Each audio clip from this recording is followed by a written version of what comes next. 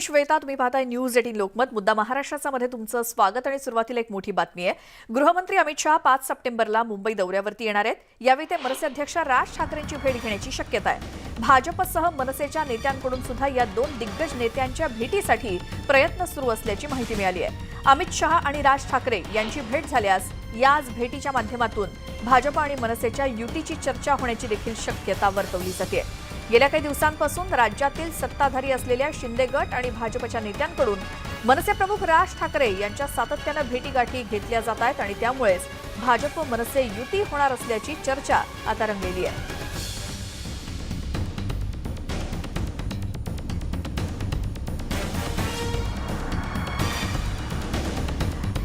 केंद्रीय गृहमंत्री अमित शहा हे मुंबई दौऱ्यावरती ज्यावेळी येणार आहेत तेव्हा राज ठाकरे यांची भेट घेणार असल्याची माहिती मिळते किंवा तशी शक्यता वर्तवली जाते आणि दोन्हीकडून तसे या दोन्ही नेत्यांच्या भेटीचे प्रयत्न सुरू असल्याचं कळतंय.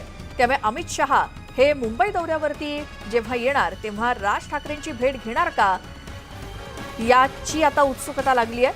5 सप्टेंबर रोजी अमित शहा मुंबईमध्ये येणार आहेत आणि याच दरम्यान राज ठाकरे यांची भेट घेतल्यास राजकीय चर्चांना उधाण येईल. मात्र तशी शक्यता वर्तवली जाते की अमित शहा मुंबई भेटी दरम्यान राज ठाकरेंची भेट घेण्याची शक्यता आहे. तर या भेटीच्या शक्यतेबाबत काही वेळापूर्वीच आम्ही मनसेचे नेते यशवंत किल्लेदार यांच्याशी संपर्क साधला होता. ते काय म्हणाले ऐकूयात. माननीय राज ठाकरे साहेबांचे सर्वच पक्षातल्या सर्वच नेत्यांबरोबर खूप चांगले ऋणानुबंध आहेत, चांगले संबंध आहेत त्यांचे. आणि राज ठाकरे साहेबांचं नुकतंच झालेलं ऑपरेशन किंवा त्यांचं नवीन घर, घरी येणारा बाप्पा या निमित्ताने अनेक पक्षाच्या अनेक नेते त्यांना भेटायला येतात.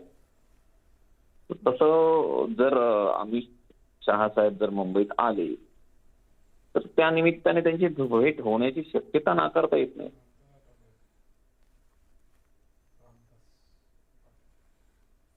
तर मनसेच्या नेत्यांनी सुद्धा या भेटीची शक्यता नाकारता येत नाही असं म्हटलेलं आहे. मनसेचे नेते यशवंत किल्लेदार यांनी थोड्या वेळापूर्वीच न्यूज 18 लोकमतशी बोलताना सांगितलं, राज ठाकरे यांचे सर्वच राजकीय नेत्यांशी असलेले चांगले संबंध आणि त्यामुळे जर अमित शहा मुंबई दौऱ्यावरती येताना राज ठाकरे यांची जर भेट घेणार असतील तर मग ही शक्यता नाकारता येत नाही असं मनसेच्या नेत्यांकडून सांगितलं जात आहे. आमचे प्रतिनिधी विशाल पाटील सुद्धा आपल्यासोबत आहेत. विशाल, 5 सप्टेंबरला अमित शहा मुंबई दौऱ्यावरती येणार आहेत. शक्यता वाटते की राज ठाकरेंची ते भेट घेतील. मात्र नेमकं काय हे आपल्याला त्या दिवशी कळेलच. विशाल पाटील यांच्याशी आपण संपर्क साधूयात. आमचे प्रतिनिधी आपल्या सोबत असणार आहेत. मात्र सध्या जे राज ठाकरे आणि अमित शहा यांच्या भेटी संदर्भात चर्चांना उधाण आलंय, भाजप आणि मनसेच्या युती संदर्भातल्या चर्चांना सुद्धा उधाण आलंय या भेटी गाठींमुळे. विशाल पाटील आमचे प्रतिनिधी आपल्यासोबत आहेत. विशाल, याआधी सुद्धा भाजपचे नेते हे राज ठाकरेंची सदिच्छा भेट घेण्यासाठी शिवतीर्थवरती आलेले आपण पाहिले, अगदी बावनकुळेंपासून. आणि आता जर केंद्रीय गृहमंत्री अमित शहा राज ठाकरेंची भेट घेण्यासाठी आले तर मग नवल वाटायला नको. याला दुजोरा सुद्धा दिलाय मनसेच्या नेत्यांनी. काय आतली बातमी? नक्कीच श्वेता, कारण का अमित शहा मुंबई दौऱ्यावरती येत आहेत. मी याच पार्श्वभूमीवरती मनसे अध्यक्ष राज ठाकरे यांची ते भेट घेण्याची शक्यता वर्तवली जाते. मनसे नेत्यांकडूनच अशा पद्धतीने एक दुजोरा जो आहे तो या बातमीला दिला जातोय. आपल्याला माहिती आहे याआधीही मनसे अध्यक्ष राज ठाकरे यांची भाजप नेत्यांनी भेट घेतलेली आहे. मग चंद्रशेखर बावनकुळे असतील, उपमुख्यमंत्री देवेंद्र फडणवीस असतील, या नेत्यांनी राज ठाकरे यांची भेट घेतलेली आहे. त्याचसोबत मुंबई महानगरपालिकेची ज्यांच्यावरती जबाबदारी दिली आहे आशिष शेलार यांनी सुद्धा राज ठाकरेंची भेट घेतली आहे. त्यामुळे अमित शहा मुंबई दौऱ्यावरती असताना राज ठाकरे यांची भेट घेण्याची शक्यता जी आहे ही अधिक वर्तवली जाते. मनसेच्या नेत्यांकडनं सुद्धा अशीच शक्यता जी आहे ही वर्तवली गेलेली आहे. आणि सगळ्यात महत्वाचं म्हणजे मनसे अध्यक्ष राज ठाकरे यांची जवळीक जी आहे ही गेले काही महिने भाजपच्या नेत्यांशी होताना आपल्याला पाहायला मिळते. भाजपचे नेते सुद्धा येणाऱ्या महानगरपालिकेच्या निवडणुकींच्या पार्श्वभूमीवरती अधिक भेटीगाठी जी आहेत ह्या मनसे अध्यक्ष राज ठाकरे यांच्या घेताना आपल्याला पाहायला मिळत आहेत. त्यामुळे मनसे आणि भाजप युतीची सुद्धा एक चर्चा जी आहे ही गेले काही महिने रंगताना आपल्याला पाहायला मिळते. मात्र अमित शहा मुंबईत आल्यानंतर मनसे अध्यक्ष राज ठाकरे यांची भेट घेतात का हे पाहावं लागेल. ह्या दोन मोठ्या नेत्यांची भेट झाल्यानंतर युतीच्या चर्चांना अधिक जोर येईलच. मात्र मनसे नेत्यांकडनं आता एक याला पुष्टी म्हणू शकतो की मनसे अध्यक्ष राज ठाकरे यांची अमित शहा भेट घेण्याची शक्यता जी ही दाट वर्तवली जाते. त्यामुळे अमित शहा ज्यावेळेला मुंबई दौऱ्यावरती येतील त्यावेळेला राज ठाकरेंची भेट घेतात का हे पाहावं लागणार आहे श्वेता. बिलकुल, धन्यवाद विशाल या सगळ्या माहितीसाठी. 5 सप्टेंबर रोजी ज्यावेळेला अमित शहा मुंबई दौऱ्यावरती असणार आहेत, आपल्याला या सगळ्या घडामोडी पाहायला मिळतीलच. मात्र सध्या शक्यतांना आणि चर्चांना उधाण आलंय की जर राज ठाकरे यांची भेट अमित शहांनी घेतली तर मग भाजप आणि मनसेच्या नव्या युती संदर्भात सुद्धा आता चर्चा रंगतायत.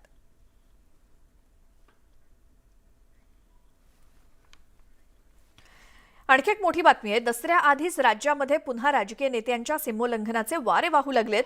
शिंदे फडणवीस सरकारच्या दुसऱ्या मंत्रिमंडळ विस्तारामध्ये काँग्रेसच्या 2 माजी मंत्री शपथ घेऊ शकतात अशी माहिती मिळते. काँग्रेसच्या माजी मुख्यमंत्र्यांसह काही आमदार काँग्रेसला सोडचिठ्ठी देण्याच्या वाटेवरती आहेत आणि हे काँग्रेस नेते भाजपमध्ये प्रवेश करणार असल्याचे संकेत मिळत आहेत. विधान परिषद निवडणुकीमध्ये काँग्रेसच्या 7 आमदारांनी भाजपला मतदान केलं होतं. त्यामुळे काँग्रेस उमेदवार चंद्रकांत हंडोरे यांचा पराभव झाला होता. तर शिंदे सरकारच्या फ्लोर टेस्टच्या वेळी सुद्धा काँग्रेसचे 10 आमदार सभागृहामध्ये गैरहजर राहिले होते.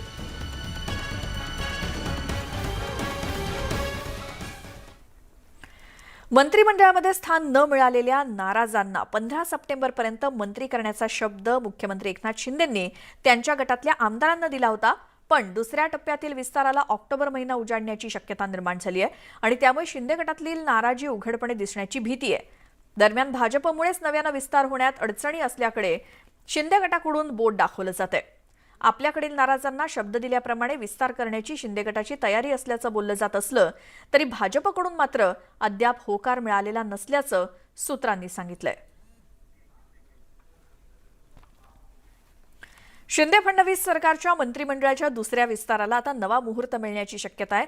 सप्टेंबरमध्ये होणार म्हणून बोललं जात असताना आता दिवाळीपूर्वी विस्तार होणार असं सूत्रांकडून मिळालेल्या माहितीनुसार कळतंय. पाहूयात यावरचा एक रिपोर्ट.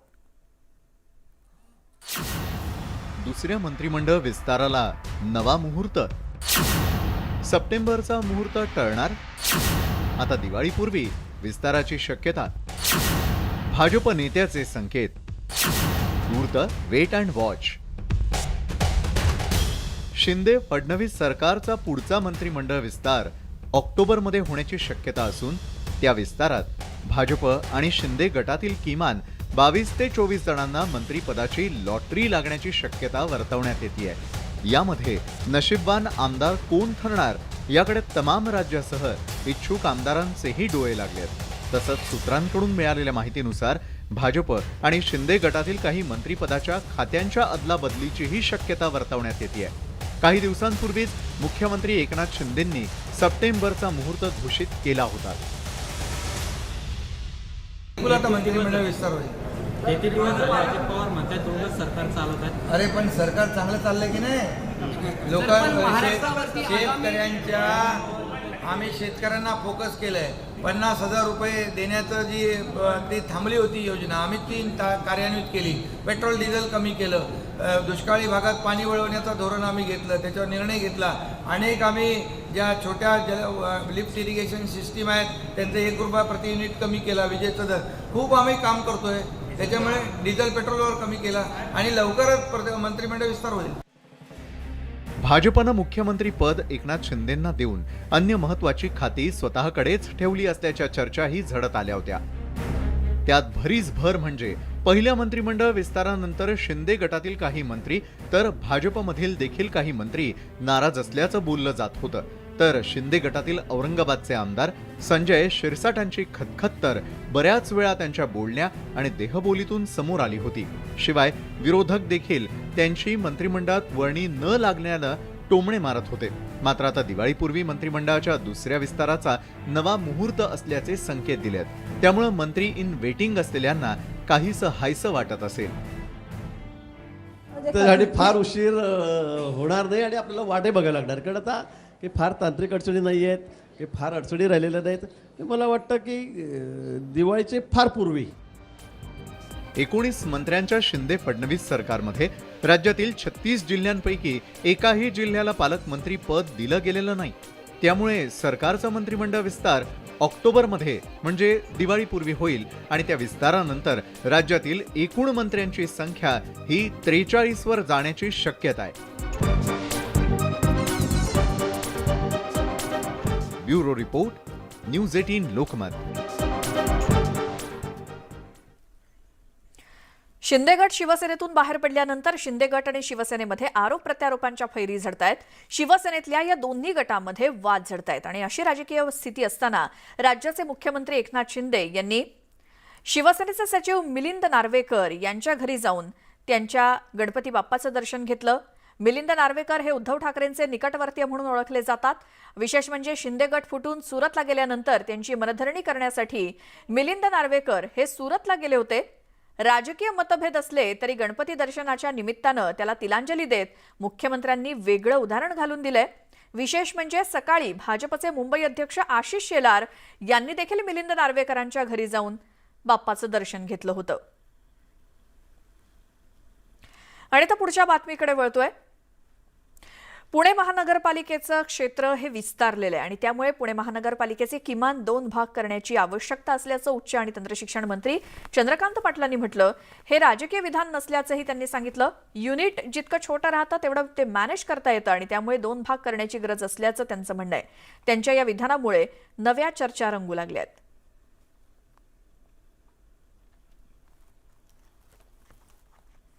पुणे महानगरपालिकेचे आता किमान 2 भाग करण्याची आवश्यकता आहे. मी हे राजकीय भाषण करत नाही. शेवटी युनिट जेवढं छोटं होईल तेवढं ते मॅनेजेबल होतं. आज बघा, जी राज्य लहान आहेत, म्हणजे मी पुन्हा एकदा महाराष्ट्राच्या 2 आणि 3 राज्यांचा काही विषय मांडायला इथे आलो नाही. पुन्हा ती बातमी व्हायची. तर राज्य सरकार जर खरोखरच नियोजनबद्ध विकासासाठी पुणे पालिकेचे विभाजन करणार असेल तर आम्ही त्यांचं स्वागतच करू. पण केवळ मनपा निवडणूक डोळ्यासमोर ठेवून पुणे मनपा विभाजनाचं विधान केलं असेल तर मग आम्ही प्रसंगी आवाज सुद्धा उठवू, असं राष्ट्रवादीचे शहराध्यक्ष प्रशांत जगताप यांनी ठणकावलंय. पुणेकरांना या ठिकाणी खोटा आमिष दाखवण्याचा प्रयत्न या ठिकाणी कोणाकडून होऊ नये अशी आमची भूमिका आहे. हे होत असताना महानगरपालिका म्हणून स्वतःच्या पक्षाचं निर्विवाद वर्चस्व मिळावं म्हणून ज्या ठिकाणी भाजप कमकुवत आहे तो भाग तोडून वेगळा करायचा आणि मग या ठिकाणी एक वेगळ्या पद्धतीने पुण्याला तोडण्याचा प्रयत्न करायचा, असा प्रयत्न झाल्यास राष्ट्रवादी काँग्रेस पार्टी या संदर्भात निश्चित आवाज उठवेल. पण एकूणच वाढतं पुणे आणि भविष्यातलं पुणे या दृष्टीने जर 2 महानगरपालिका होणार असतील आणि त्या नियोजनबद्ध होणार असतील तर त्याचं निश्चित आम्ही स्वागत करू. प्रदूषण नियंत्रण मंडळानं पंचगंगा नदी प्रदूषणाबाबत एक अनोखा निष्कर्ष काढलाय. कोल्हापूर महानगरपालिकेच्या वर्कशॉपमधील वाहनं धुतल्यामुळे पंचगंगा नदीचं प्रदूषण होत असल्याचा आरोप प्रदूषण नियंत्रण मंडळानं केलाय. कोल्हापूर महानगरपालिकेला 2,20,00,000चा दंड ठोठावण्यात आला. नदीतील मासे मृत्युमुखी पडण्यास सुभाष स्टोअर्स हे वर्कशॉप कारणीभूत असल्याचा ठपका ठेवण्यात आलाय.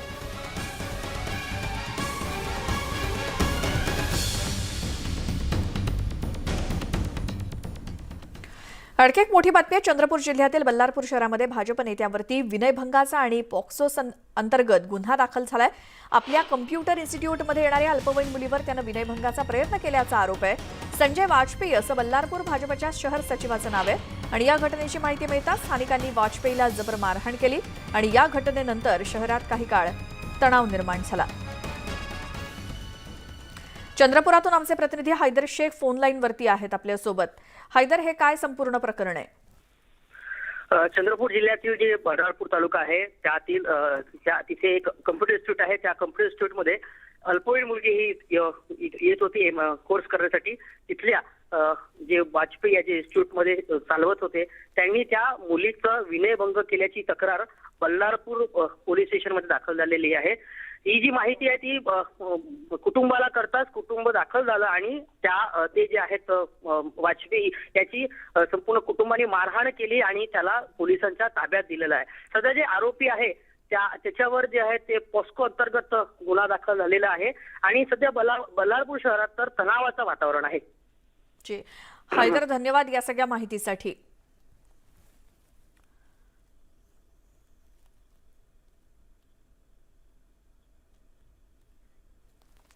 आता बातमी अमरावतीतून. गेल्या 24 तासात 4 हत्या अमरावतीमध्ये झाल्यानं खळबळ माजली आहे. यामध्ये ग्रामीण भागातील धारणीमध्ये 2 आणि अमरावती शहरामध्ये 2 हत्या घडल्यात.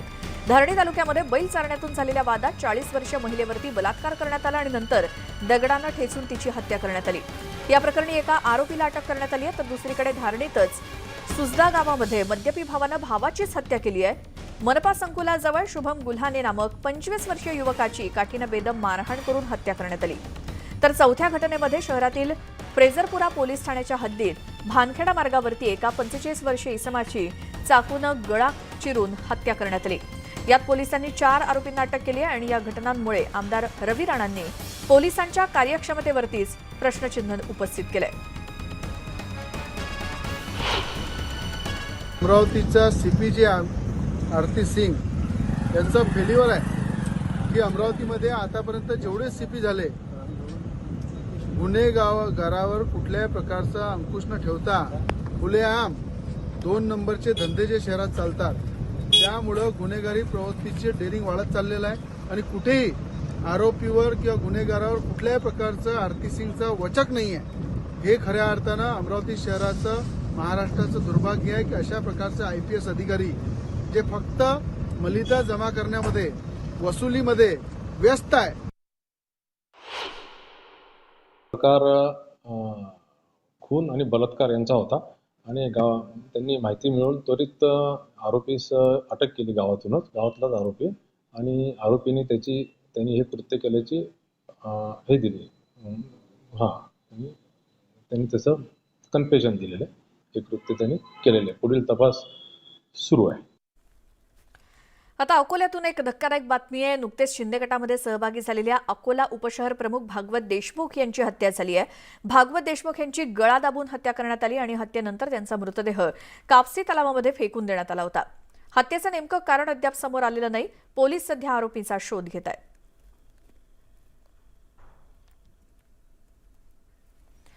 लांजा तालुक्यातील आजगेच्या टोळेवाडी इथे एका कुटुंबाला तब्बल 3 वर्ष वाळीत टाकल्याचा प्रकार समोर आलाय. या कुटुंबामध्ये एकाचं लग्न होतं. लग्न झाल्यानंतर वाडीतल्या लोकांना जेवण देण्याची पद्धत आहे. वाडीतील प्रमुखांनी 2 वेळा जेवण द्यावं असा आग्रह धरला.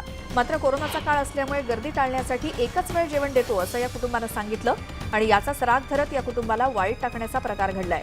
या प्रकाराची माहिती आजगे गावच्या तंटामुक्ती अध्यक्षांना देण्यात आली. लांजा पोलीस स्टेशन आणि रत्नागिरी पोलीस स्टेशनकडे सुद्धा सविस्तर अर्ज करून दाद मागण्यात आली. मात्र कशाचाही उपयोग झाला नाही. जिल्हा आणि तालुका प्रशासनानं या गंभीर प्रश्नाकडे लक्ष देत यातून मार्ग काढावा अशी मागणी या कुटुंबानं केली आहे.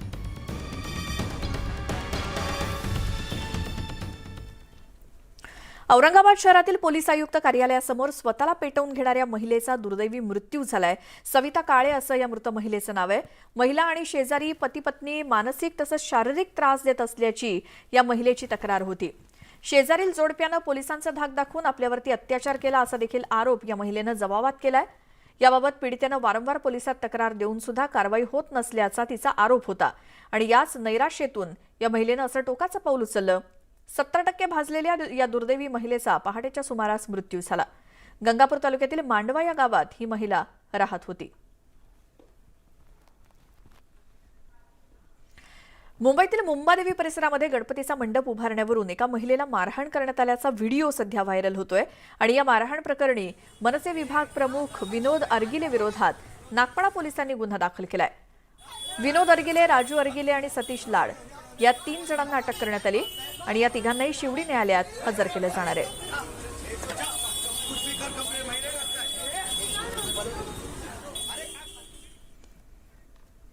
कन्नडचे भाजपचे आमदार प्रशांत बंब यांच्या पत्रकार परिषदेत थेट जाऊयात. सगळ्या बाबतीमध्ये जेव्हा गेलो तर त्यांनी सांगितलं 100% शिक्षक मुख्यालयी राहतात. रायटिंगमध्ये माननीय मुख्य कार्यकारी अधिकारी दोन्ही ठिकाणचे यांनी सांगितलं जबाबदारीने लेखीमध्ये आम्हाला जे 15 दिवसापूर्वी रिपोर्ट येतात आमच्या PRC कमिटीच्या अगोदर त्यात स्पष्ट लिहिलं होतं की 100% शिक्षक हे म्हणजे ते शिक्षक ग्रामसेवक सगळ्यांच्याच बाबतीत होतं. पण आज शिक्षणाचा मुद्दा आहे, शिक्षकांचा मुद्दा आहे म्हणून मी शिक्षकाच्या बाबतीमध्ये बोलण्याचा प्रयत्न करतोय. तर त्यांनी असं दाखवलं. मग मी ते आम्हाला जो गॅप होता 15 दिवसाचा त्यामध्ये मी 40 मुलं माझी ही सगळी जिल्ह्यात पाठवली. तिथले सगळे स्टेटमेंट घेतले. तिथं शिक्षकांची घरं ओळखण्याचा प्रयत्न केला. आपल्याला धक्का बसेल, जवळपास 92% शिक्षक हे गावात मुख्यालयी राहत नव्हते. त्याहीपेक्षा मोठा मुद्दा काय, जर ते राहत नव्हते तर मग त्याच गावात आम्ही राहतो असं दाखवून त्यांनी घर भाडं घेण्याची काय गरज. त्यांचं म्हणणं आहे की आम्हाला गरज नाही, कुठेही आम्ही राहू तरी आम्हाला तो घर भाडा भत्ता मिळेल. परंतु जर असं असेल तर मग आपल्याला हे का दाखवलं तुम्ही की आम्ही त्याच गावात राहतो म्हणून. म्हणजे धाधांत खोटं बोलणे, धाधांत आपण चुकीची कागदपत्र डॉक्युमेंट फोर्स डॉक्युमेंट करणे आणि करायला भाग पाडणे, गावातल्या जे काही घरभाडकवाले असतील किंवा ग्रामपंचायतले असतील, हा भयंकर प्रकार आहे. मित्रांनो, आपण जेव्हा कुणीही असो, आपण जेव्हा समजा आपल्या आयुष्यामध्ये संसारामध्ये लागतो आणि मुलं बाळं आपल्याला होतात, कुणीही असो, गरिबाईपासून श्रीमंतपर्यंत, सगळ्यात पहिले आपला काय असतो, आपले मुलं चांगले शिकले पाहिजे, चांगल्या शाळेत शिकले पाहिजे, हा प्रत्येकाचा ध्यास असतो. सगळ्यांना असं वाटतं, फार कमी लोकांना असं वाटतं की त्यांनी शिकू नये. असं वाटण्याला मला नाही वाटत कोणी बोटाला मोजा इतके पण भेटतील. म्हणजे समजा माझे झाडूवाले असतील किंवा माझे फेरीवाले असतील किंवा पेंटर्स असतील, कारपेंटर्स असतील, पोलीस मित्र असतील, हवालदार असतील, आम्ही असू राजकारणी लोक किंवा पत्रकार मित्र असतील, कोणी कोणत्याही विभागातला, टॅक्सीवाला असेल किंवा रिक्षा चालवणारा असेल, कोणताही IAS ऑफिसर असेल, मान्य राज्यपालांपर्यंत प्रत्येकाला ज्यांच्या वैयक्तिक आयुष्यामध्ये जर आपण गेलं तर आमचे मुलं नातू हे चांगले शिकले पाहिजे, हे सगळ्यांची अपेक्षा असते. कारण ही अपेक्षा नुसती त्या मुलाचं जीवन उंचावेल म्हणून नाही किंवा आमच्या घराचं तो बघेल म्हणून नाही. देशाला एक चांगलं शिक्षण मिळाल्यानंतर माझा देश प्रत्येक बिंदूवर हा चांगला गणला जावा, त्याच्यामध्ये आपल्याकडे गुन्हेगारीकरण कमी व्हावं, ह्या सगळ्या बाबींकरता ह्या बाबी सगळ्या असतात. इतकंच नव्हे तर शिक्षकांना सुद्धा वाटतं की आमची मुलं चांगली शिकावीत म्हणून. आणि यास आपल्याला आश्चर्य वाटेल, सरकारने प्रचंड व्यवस्था तयार केलेल्या आहेत. मी लहानपणी जिल्हा परिषदच्या शाळेमध्ये शिकलेलो आहे, त्यावेळेला इतकीच कामं होती, इतक्याच सगळ्या बाबी होत्या. उलट डिजिटलमध्ये आता तर फार कम्प्युटरमध्ये कमी कामं करावी लागतात त्यांना. ह्या सगळ्या व्यवस्थेतून आपण सगळे तुम्ही आम्ही निघालेलो असताना, आणि आता हे काय सांगतात की आम्हाला शिक्षक कमी आहे. आपण जर पटसंख्या बघितली, शिक्षकांची संख्या आणि विद्यार्थ्यांची संख्या राज्यामध्ये, तर शिक्षकांची संख्या त्या मानाने जास्त निघेल. एका वर्गात जितके शिक्षक विद्यार्थी आपण ठेवावे असा जर विचार केला तर. आणि इतकंच नाही, जिल्हा परिषदच्या शाळेमध्ये आपण शिक्षकांना, त्यांना मानसिक ताण येऊ नये, त्यांना अपडाऊन करावं लागू नये, त्यांच्या सगळ्या व्यवस्था आपण पे कमिशन देऊन ह्या पूर्ण केलेल्या आहेत. इतका प्रचंड व्यवस्था सरकारने तयार करून दिलेल्या असतानाही शिक्षक लोक गुणवत्ता शिक्षण देत नसल्यामुळे त्यांना स्वतःला त्यांची मुलं जिल्हा परिषदच्या शाळेत टाकण्याची हिंमत होत नाही. त्यांना शहरामध्ये शिकवायचं असतं, तालुक्याच्या ठिकाणी शिकवायचं असतं, म्हणून ते घर त्यांचं वास्तव्य तालुक्याच्या ठिकाणी करतात.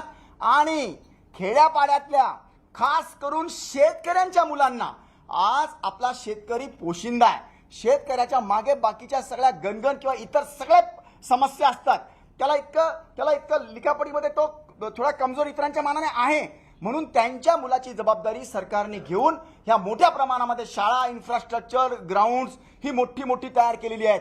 परंतु शिक्षकांच्या आणि शिक्षकांना सपोर्ट करणाऱ्या लोकांच्या व्यवस्थेमुळे आपला राज्य हे दिवसेंदिवस डबघाईला जात आहे. शिक्षणावर सगळे बिंदू आखलेले आहेत मित्रांनो.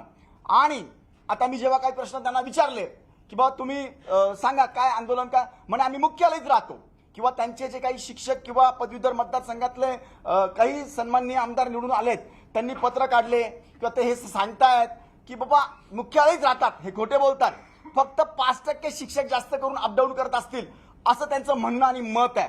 ते त्यांनी रायटिंगमध्ये सुद्धा बाहेर पाठवलंय. एक माझे मित्र विक्रमजी काळे, त्यांचं पत्र मी वाचलं आणि मी न्यूज वाचली. त्यांचं असं म्हणणं आहे की शिक्षक लोक त्यांचे मुलं स्वतःचे याकरता शाळेत टाकत नाही, स्वतःच्या जिल्हा परिषदमध्ये त्यांना शिकवायला संकोच होतो म्हणे मुलं असल्यावर. तर शिक्षक विरुद्ध आमदार प्रशांत बंब हा जो काही वाद होता, या संदर्भात पत्रकार परिषद प्रशांत बंब यांची. एक छोटासा ब्रेक घेऊन आपण इतरही घडामोडी पाहूयात. तुम्ही पाहत राहा मुद्दा महाराष्ट्राचा.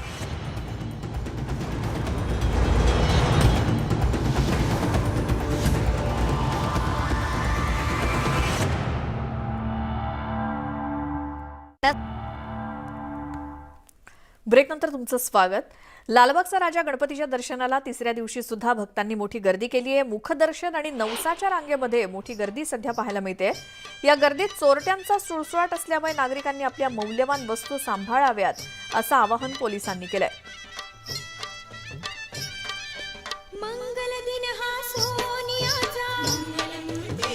लालबागच्या राजाच्या दर्शनासाठी पहिल्या दिवसापासूनच तुफान गर्दी आपण पाहतोय.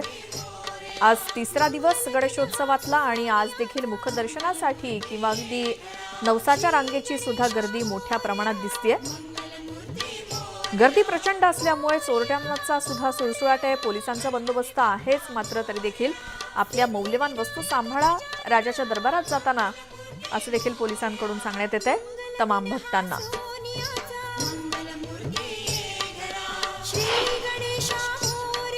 मोबाइल चोरी और चेन स्नैचिंग की घटना का हमें अंदाज़ा है कि इसमें ज़्यादा होने की संभावना है. ये ना हो इसके लिए हमने बहुत सारे इंतज़ाम किए हैं. जैसे हर जगह हमने ATC की टीम, जो प्लेन क्लोथ की टीम हमारी है वो एक्टिव की है, जो क्राइम यूनिट्स है वो एक्टिव किए गए हैं और हर जगह CCTV बहुत बड़ी तादाद में बिठाए गए हैं. पुण्यातील श्रीमंत दगडूशेठ हलवाई गणपती समोर केरळमधील नादब्रह्म कलाविधी संस्थेच्या वतीनं चामुंडा ताल हा वाद्यप्रकार सादर करण्यात आला आणि हे असुर वाद्य असून याच्या तालवादनानं मंदिरातील वातावरण अक्षरशः मंत्रमुग्ध झालं आणि प्रसन्न झालं.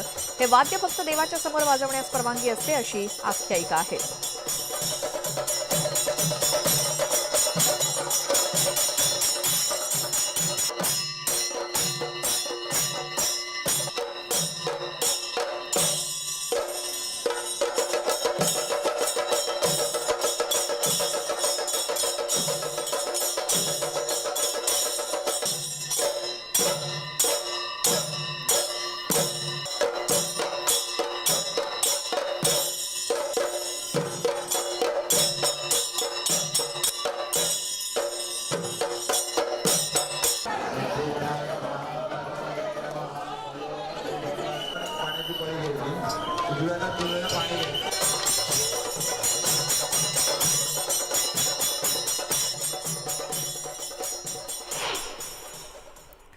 रिलायन्स उद्योग समूहाचे अध्यक्ष मुकेश अंबानी यांच्या घरी सुद्धा गणरायाची प्राणप्रतिष्ठा करण्यात आली होती. 1.5 दिवसाच्या बाप्पाला मनोभावे पूजा अर्चा करून काल निरोप देण्यात आला आणि त्यापूर्वी राज्याचे मुख्यमंत्री एकनाथ शिंदे, उपमुख्यमंत्री देवेंद्र फडणवीस यांनी रिलायन्स प्रमुख मुकेश अंबानी यांच्या घरातील बाप्पाचं दर्शन घेतलं.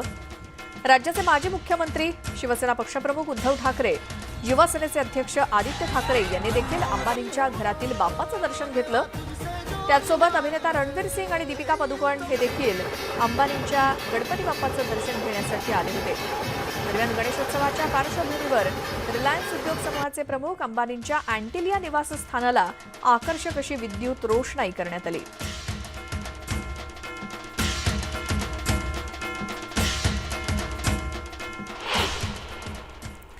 न्यूज 18 लोकमतच्या कार्यालयात सुद्धा गणेशोत्सवाचा अगदी उत्साह आहे. गणपती बाप्पाची मनोभावे पूजा अर्चा करून प्राणप्रतिष्ठा करण्यात आली. राजकीय नेते मंडळींनी न्यूज 18 लोकमतच्या बाप्पाचं दर्शन घेण्यासाठी हजेरी लावली. गणेश चतुर्थीच्या दिवशी राज्यपाल भगतसिंह कोश्यारी यांनी बाप्पाचं दर्शन घेत विधिवत पूजा केली. तर ग्रामविकास मंत्री गिरीश महाजन, भाजपच्या नेत्या पंकजा मुंडे, केंद्रीय ग्रामविकास राज्यमंत्री कपिल पाटील यांनी देखील बाप्पाची पूजा करत दर्शन घेतलं. न्यूज 18 लोकमतवर गणपती विशेष बातमीपत्र मात्र पाहायला विसरू नका.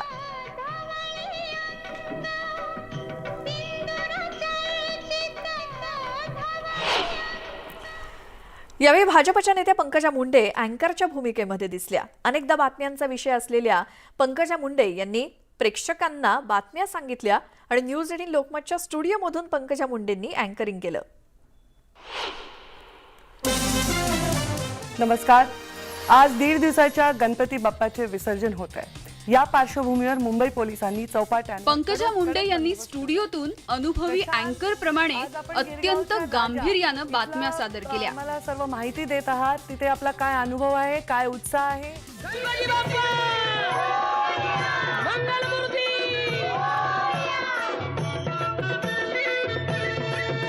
तूच सुख करता, तूच दुःख हरता, अवघ्या दिनांच्या नाथा बाप्पा बाप्पा मोरया रे बाप्पा सुख करता दुःख हरता वार्ता विघ्नाची.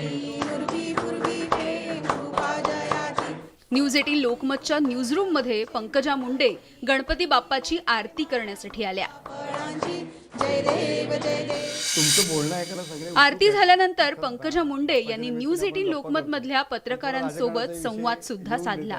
राजकीय पार्श्वभूमी असलेला महाराष्ट्र आणि इतर राज्यातलं राजकारण याच्यात काही फरक जाणवतो का? मी राज्याच्या बाहेर अनेक आधी सुद्धा म्हणजे मी यावेळी गप्पांच्या ओघात पंकजा मुंडे यांनी नुकतंच सूत्रसंचालन केल्याची माहिती दिली. अँकरिंग आवडत असेल तर आम्ही देखील तुम्हाला त्यावर न्यूज 18 लोकमतचे संपादक आशुतोष पाटील यांनी पंकजा मुंडेंना अँकरिंगची संधी मिळाली तर अँकर व्हाल का असा सवाल केला. त्याला पंकजा मुंडेंनी जाहीर होकारही दिला. आणि मग काय, न्यूजरूम मधून पंकजा मुंडे थेट स्टुडिओत पोहोचल्या.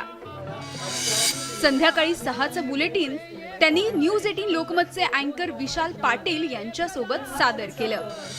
तर बाप्पा मोरया रे या विशेष सेगमेंटमध्ये मी विशाल पाटील आपल्या सगळ्यांचं स्वागत करतो. आणि खास असलेलं सरप्राईज आज तुम्हा सगळ्यांच्या नजरेसमोर आहे. आणि माझ्यासोबत आज बातम्या देणार आहेत माझ्या सहकारी. नमस्कार, मी पंकजा मुंडे न्यूज 18 लोकमतच्या स्टुडिओतून आज आपल्याला बाप्पांच्या बातम्या देणार आहे. तर पंकजाताई, बातमीपत्रात पंकजा मुंडेंनी पहिली बातमी दिली ती गणपती बाप्पांची. आज 1.5 दिवसाच्या गणपती बाप्पाचे विसर्जन होत आहे. या पार्श्वभूमीवर मुंबई पोलिसांनी चौपाट्यांवर कडक बंदोबस्त ठेवलाय. त्याचप्रमाणे सीसीटीव्हीच्या माध्यमातून चौपाट्यांवर पोलिसांकडून लक्ष ठेवलं जात आहे. वाहतूक कोंडी होऊ नये यासाठी पोलिसांनी खबरदारी देखील घेतलेली आहे. 1.5 दिवसाच्या बाप्पाचं विसर्जन करायला गिरगाव चौपाटीवर मोठी गर्दी झालेली आहे. यंदा सागरी सुरक्षा अत्यंत गांभीर्याने घेतल्याचं चित्र जागोजागी पोलिसांचा मोठा बंदोबस्त दिसतोय. तर आकाशामध्ये घिरट्या घालणारं हेलिकॉप्टर देखील सुरक्षेसाठी तैनात करण्यात आलेलं आहे. यंदा सागरी सुरक्षा अत्यंत बुलेटिन मध्ये अनेकदा रिपोर्टरचं लाईव्ह सुद्धा घेतलं जातं. रिपोर्टरकडून घटना घडामोडींवरती माहिती घेतली जाते. पंकजा मुंडे यांनी रिपोर्टरना प्रश्न विचारून प्रेक्षकांना पुण्यातल्या विसर्जनाची अपडेट माहिती सुद्धा दिली. आता आपण पुण्यात थेट जाऊया. आपल्या चंद्रकांत फुंदे आपले न्यूज 18चे तिथे रिपोर्टर आहेत त्यांच्याकडे. सर चंद्रकांत, आज काय चालू आहे पुण्यामध्ये? कसा उत्साह आहे बाप्पाच्या 1.5 दिवसाच्या विसर्जनाचा? ताई, आपल्याला माहिती आहे आज 1.5 दिवसाच्या बाप्पाला भावपूर्ण निरोप दिला जातोय पुण्यामध्ये. आता मी मुठा नदी काठावरती मी आता दृश्य दाखविली. मुठा नदी काठावरची सगळे पुणेकर मोठ्या भक्तिभावाने आपल्या बाप्पाला अखेरचा निरोप देण्यासाठी आलेले. न्यूज अँकर पंकजा मुंडे यांनी बीड मधील एक बातमी जी धनंजय मुंडे यांच्या संदर्भात होती ती सुद्धा संयमितपणे वाचली. बीडमध्ये माजी सामाजिक न्याय मंत्री धनंजय मुंडे यांच्या संकल्पनेतून होत असलेल्या परळी येथल्या नाथ प्रतिष्ठानच्या गणपती उत्सवात नियम धाब्यावर बसवल्याचं पाहायला मिळालेलं आहे. रात्री 10 नंतर ध्वनिक्षेपक बंद करण्याचे जिल्हाधिकाऱ्यांचे आदेश पायदळी तुडवण्यात आलेले आहेत. गणपती बाप्पाच्या स्वागतालाच अतिशय चुकीच्या पद्धतीने नृत्य सादर केलं जात आहे. तुषार, मुंबईतल्या गणेशोत्सवावर पंकजा मुंडेंनी रिपोर्टर सोबत चर्चा केली. आज मुंबई कडे गणेशोत्सवाकडे आपण कुठल्या म्हणजे काय काय आपल्याकडे माहिती आहे? आणि मला असं वाटतं की यावेळी मुंबईच्या गणेशोत्सवाकडे निव्वळ महाराष्ट्रातले नाही तर राज्याच्या बाहेरचे नाही, देशाच्या बाहेरच्या लोकांचा सुद्धा कल या गणेशोत्सवाकडे वाढत चाललेला आहे. याबद्दल आपला काय अनुभव आहे? अगदी खरे ताई, जसं आपण म्हणत होतो की लोकमान्य बाळ गणेश टिळकांनी गणपती उत्सव सुरू केला, मात्र आता तो फक्त महाराष्ट्रापुरता मर्यादित न राहता तो पूर्ण देशातच नाही तो जगापर्यंत पोहोचलेला आहे. 7 समुद्रापार गणपती उत्सव पोहोचलेला आहे. खूप खूप आभार. महाराष्ट्रातील जनता यावेळेला सर्व बुलेटिन व्यवस्थितपणे सादर केल्यानंतर पंकजा मुंडे यांनी समारोपही केला. एक बातमी देणं एवढं सोपं काम नसतं. त्याच्यामध्ये खूप सारं कोऑर्डिनेशन असतं आणि आपल्याला जगातली इत्थंभूत माहिती इथे आपलं स्वतःचं सर्व रुटीन विसरून हे सर्व मीडिया देत असतं. त्यांचे आपण खूप आभार मानले पाहिजे असं या निमित्ताने मी गणपती बाप्पाच्या या दिवशी आपल्या सर्वांना आवाहन करते आणि परत पुढच्या अशा संधीच्या प्रतीक्षेत आहे. गणपती बाप्पा मोरया, पुढच्या वर्षी लवकर या असं म्हणून आपली रजा घेते. नक्कीच पंकजाताई. न्यूज 18 लोकमतमुळे प्रेक्षकांना पंकजा मुंडेंचा नेत्या ते अँकर असा प्रवास बघता आला.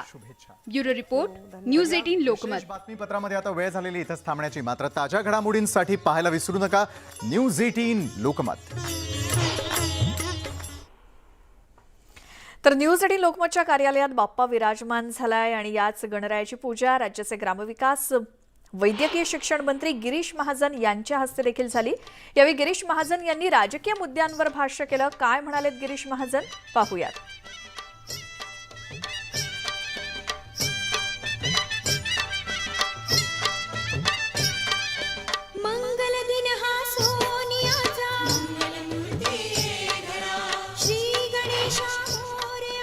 माननीय देवेंद्रजी मुख्यमंत्री असताना त्यावेळेला पण मुख्यमंत्री सहायता निधी हा कक्ष उघडलेला होता आणि कुठेही तालुक्यावर असेल, जिल्ह्यावर असेल, तिकडनं त्या ठिकाणून पेपर आलेत, पूर्ण तांत्रिक बाजू तपासून बघितल्या की त्याला 1 लाख, 2 लाख, 3 लाखापर्यंत मदत डायरेक्ट चेकने पटकन जायची.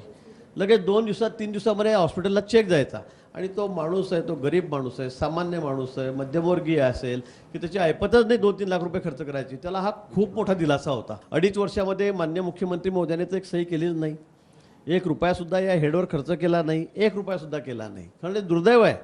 आज आजारी माणसाची परिस्थिती काय असते आपल्याची कल्पना. एकदा आजार लागला की सामान्य माणूस आहे, गरीब माणूस आहे, मजूर माणूस आहे, छोटा मोठा कामगार आहे, लोटगाडी हातगाडीवाला आहे, त्याची परिस्थिती काय असते आपल्याला आपण कल्पना करू शकतो. परंतु दुर्दैवाने 2.5 वर्षाच्या काळात या मधल्या 1 रुपयासुद्धा खर्च या हेडवर झालेला नाही. यंदा तुमचं सरकार आहे, बाप्पाकडे काय साकडं घातलंय? नाही, 2 वर्ष कोरोनाचं संकट होतं, तसं या सरकारचे संकट राज्यावर होतं असं म्हणायला काही हरकत नाही. कारण 2 वर्षामध्ये आपण बघितलं असेल तर मी 30 वर्षाले आमदार आहे. मी अनेक मुख्यमंत्री बघितले, मी सरकारही बघितलेत, पण 2-2.5 वर्षाचा हा कार्यकाळ जो झाला ना, तो खरंच त्याच्याबद्दल काय बोलू. आज राजकीय विषय इथला नाही आहे, पण मुख्यमंत्री मंत्रालयाची पायरीच चढले नाही हे मला वाटतं असं पहिल्यांदा झालं आपल्या इतिहासामध्ये. देशाच्या इतिहास झालं असेल की मुख्यमंत्री मंत्रालयाची पायरी चढत नाही, आलेच नाहीत, आमदारांना भेटत नाही, खासदारांना भेटत नाही, मंत्र्यांनासुद्धा भेट देत नाही. मला वाटतं हा प्रकार पहिल्यांदाच राज्याने बघितला. जळगाव शहरातील उद्योजक खूपचंद साहित्या यांनी विविध मूर्तिकारांकडे कोणत्याही प्रकारे किमतीची घासाघीस न करता शिल्लक राहिलेल्या सर्व मूर्ती खरेदी केल्या. महत्त्वाची बाब म्हणजे त्यांनी या आधी सुद्धा कधी गणेशाची स्थापना केलेली नसतानाही त्यांनी 1008 इतक्या लहान, मध्यम आणि मोठ्या मूर्तींची रक्कम त्या विक्रेत्याला अदा केली. या प्रसंगामुळे काही विक्रेत्यांना तर अश्रू अनावर झाले, कारण अनेकांनी व्याजावरती रकमांची उचल केली होती. वॉटरप्रूफ टेंट किंवा वाहतूक इत्यादीवरती खर्च झाल्यानंतरचा नफा हा शिल्लक मूर्तींमध्येच होता आणि त्या मूर्ती वर्षभर सांभाळायच्या, पॅकिंग करून ठेवायची याची चिंता होतीच. आणि या उद्योजक, जळगावातले हे उद्योजक म्हणजे देवदूतासारखेच या मूर्तिकारांसाठी धावून आलेत.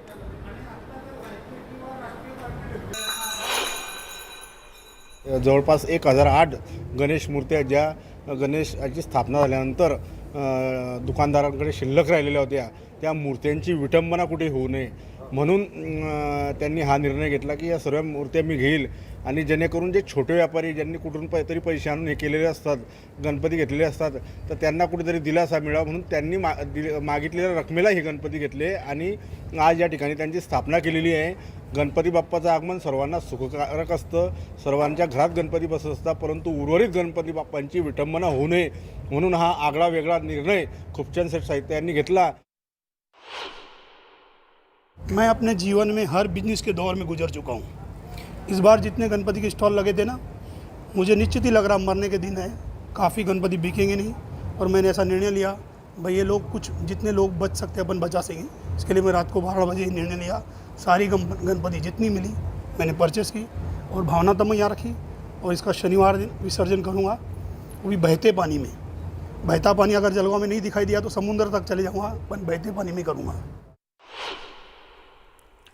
इथे एक छोटासा ब्रेक घेऊन आपण लगेच परत येतोय. तुम्ही पाहत राहा न्यूज 18 लोकमत.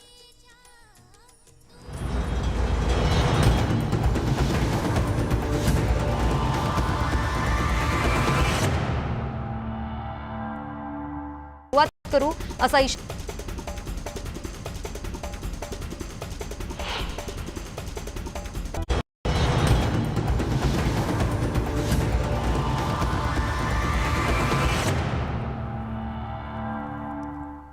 ब्रेकनंतर आता एक धक्कादायक बातमी गुजरातमधून. एका भरधाव कारनं तब्बल 12 पादचाऱ्यांना चिरडल्याची धक्कादायक घटना समोर आली आहे. या संदर्भातली बातमी आपण पाहणार आहोतच, मात्र तुर्तास पुण्यातली एक बातमी पाहूयात. कॅन्टोन्मेंट मतदारसंघातले आमदार सुनील कांबळे यांचा एक व्हिडिओ सध्या व्हायरल होतोय. आमदार या व्हिडिओमध्ये नागरिकांना दमदाटी करत असल्याचं दिसतंय. मार्केट यार्डातील आनंदनगर झोपडपट्टीमध्ये राहणाऱ्या नागरिकांना आमदारांनी दमदाटी केल्याचं कॅमेऱ्यात दिसतंय. एका खासगी बांधकाम व्यावसायिकाच्या फायद्यासाठी सुनील कांबळे दमदाटी करत असल्याचा स्थानिकांचा आरोप आहे आणि या प्रकरणात आनंदनगर झोपडपट्टीतील स्थानिकांनी पुण्याचे पोलीस आयुक्त यांच्याकडे ऑनलाईन तक्रार देखील दाखल केली आहे.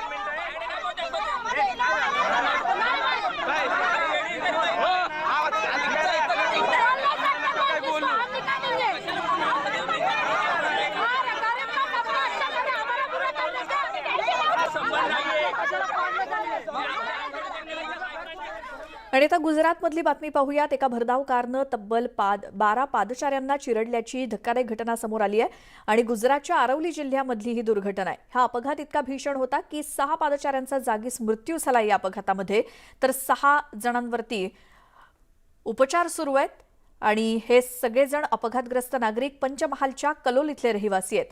हे नागरिक अंबाजी दर्शनासाठी पायी जात असताना भरधाव कार त्यांच्यासाठी काळ बनून आली आणि प्रवाशांना चिरडणारी ही कार मुंबई पासिंगची असल्याची माहिती समोर आली आहे. आता रेल्वेचं कन्फर्म तिकीट रद्द करणं महाग पडणार आहे, त्यामुळे यापुढे कन्फर्म तिकीट रद्द करताना विचार करा. सणासुदीच्या काळात ट्रेनमध्ये कन्फर्म सीट मिळावी यासाठी प्रवासी आगाऊ तिकीट बुक करत असतात, मात्र काही वेळा काही प्रवाशांना काही कारणास्तव कन्फर्म तिकीट सुद्धा रद्द करावं लागतं. त्यावरती रेल्वे रद्द करण्यासाठी किंवा रेल्वेचं तिकीट रद्द करण्यासाठी रेल्वे शुल्क आकारतेच, पण आता यापुढे त्यावरती वस्तू आणि सेवा कर म्हणजे जीएसटी कर सुद्धा लागू होणार आहे. रेल्वेचे निश्चित केलेलं तिकीट रद्द करण्यासोबतच हॉटेलचं आरक्षण सुद्धा रद्द केल्यास जीएसटी आकारला जाणार असल्याचं स्पष्ट करण्यात आलंय.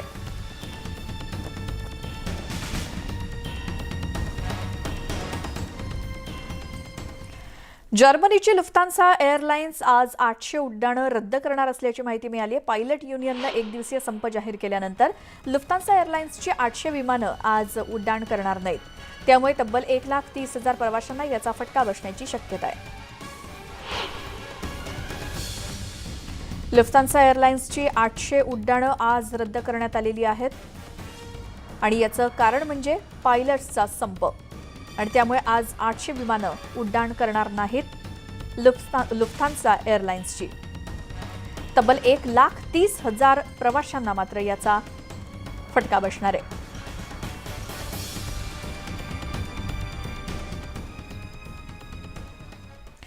पंतप्रधान मोदींच्या हस्ते नौदलाच्या नव्या झेंड्याचं अनावरण करण्यात आलं. भारतानं गुलामीची निशाणी आज उतरवली आणि आता भारतीय नौदलाचा नवा ध्वज फडकेल असं मोदी म्हणाले.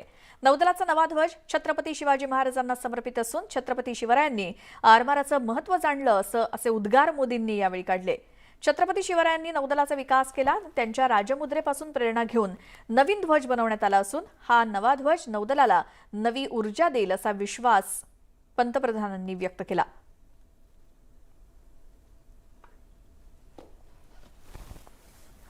भारतीय नौसेना को एक नया ध्वज मिला है. अब तक भारतीय नौसेना के ध्वज पर गुलामी की पहचान बनी हुई थी, लेकिन अब आज से छत्रपति शिवाजी महाराज से प्रेरित नौसेना का नया ध्वज समंदर और आसमान में लहराएगा. भारतीयता की भावना से ओतप्रोत ये नया ध्वज भारतीय नौसेना के आत्मबल और आत्मसम्मान को नई ऊर्जा देगा. नवीन सूर्य की नई प्रभा, नवीन सूर्य की नवीन प्रभा, नमो नमो नमो. नमो स्वतंत्र भारत की ध्वजा, नमो नमो. भारतीय नौसेना को एक नया ध्वज मिला है. अब तक भारतीय नौसेना के ध्वज पर गुलामी की पहचान बनी हुई थी, लेकिन अब आज से छत्रपति शिवाजी महाराज से प्रेरित नौसेना का नया ध्वज समंदर और आसमान में लहराएगा।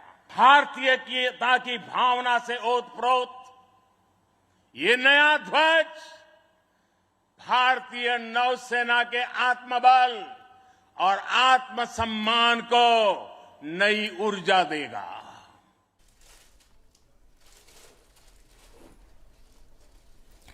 आणि खरंच भारतासाठी, भारतीय नौदलासाठी आज खूप मोठा आणि महत्त्वाचा दिवस आहे। या बातमीसोबतच वेळ झाली मुद्दा महाराष्ट्राचा मध्ये आत्ता इथेच थांबण्याची। यानंतरच्या बुलेटिनमध्ये महत्त्वाच्या घडामोडींसह तुमच्या समोर येणारे माझे सहकारी अजिंक्य।